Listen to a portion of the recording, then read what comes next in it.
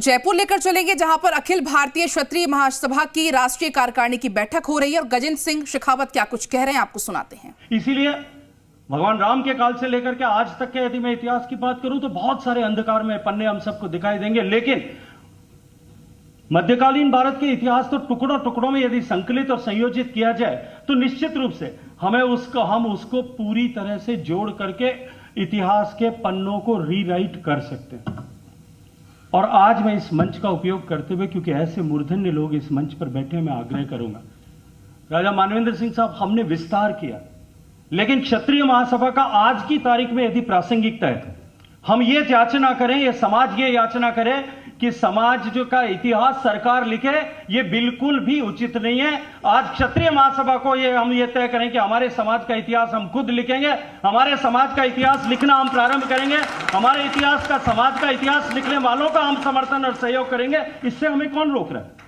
हमें इस दिशा में काम करने की आवश्यकता। और मैं ये मानता हूं कि क्षत्रिय महासभा को यदि आज इस समाज को लंबे समय तक प्रासंगिक बनाए रखने के लिए यदि काम करना है, तो हमको अपने इतिहास के पुनर्लेखन के लिए प्राण प्रण से प्रयास करना चाहिए। कोई और हमारा इतिहास लिखेगा ये संभव नहीं है, हमको ही करना पड़ेगा। और मैं अभिनंदन, जब जैसा मैंने प्रारंभ में कहा कि इसलिए मैं अभिनंदन करता हूं उमेंद्र रत्नू साहब का, कि इन्होंने जो पुस्तक लिखी महाराणा 1000 साल का धर्मयुद्ध, बप्पा रावल से लेकर के और महाराणा प्रताप तक के इतिहास को जिस दिव्य दृष्टि के साथ में इन्होंने लिखा और उन्होंने अपने आप को जिस तरह से उसमें खपाया है, वर्षों तक उसमें नियोजित किया,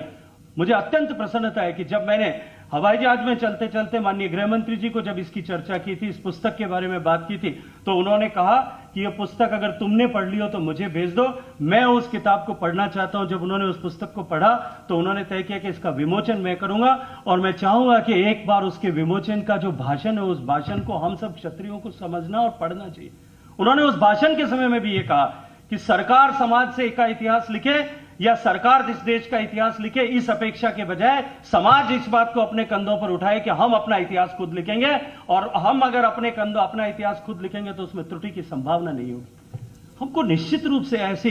इस दिशा में आगे बढ़ने की आवश्यकता है। हम ये करें कि सरकार किताबों में, पाठ्य पुस्तकों में इतिहास का अंकन करेगी, तभी हम अपने इतिहास के साथ में जुटे रह पाएंगे। आने वाली पीढ़ी जिस तरह से इतिहास से कटती जा रही, हजारों साल तक की प्रेरणा, उमेंद्र जी की किताब का एक लाइन जो है वो मेरे दिमाग में अक्सर कौंधती। इन्होंने लिखा है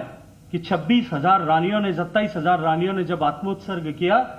जब रानी पद्मावती के नेतृत्व में उन्होंने सभी समाज की, किसी की बेटी रही होगी, किसी की मां रही होगी, किसी की बहन रही होगी, किसी की पत्नी रही होगी, उन सब ने एक साथ जब उत्सर्ग किया